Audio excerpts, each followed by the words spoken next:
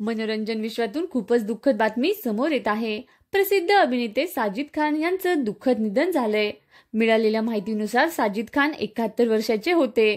मागील अनेक वर्षांपासून ते कर्करोगाने ग्रस्त होते आणि आज त्यांचं दुःखद निधन झालंय। साजिद खान मागील अनेक वर्षांपासून चित्रपट विश्वापासून दूर होते। त्यांनी सुनील दत्त आणि नर्गिस यांच्या मदर इंडिया चित्रपटात बिरजूच्या लहानपणीची भूमिका साकारली होती, तेव्हा ते अवघे 6 वर्षाचे होते। या चित्रपटामुळे त्यांना अख्खा भारत ओळखायचा। पुढे त्यांनी अनेक चित्रपटांमध्ये काम केलं, परंतु त्यांचं करिअर हवं तशी उभारी घेऊ शकलं नाही। मग त्यांनी लग्न केलं आणि केरळ राज्यात स्थायिक झाले। तेथे आपल्या पत्नीबरोबर ते राहत होते। समाज कार्यासाठी त्यांनी स्वतःला झोकून दिलं होतं, परंतु आता त्यांच्या निधनाच्या बातमीने सर्वांना जबर धक्का बसला आहे।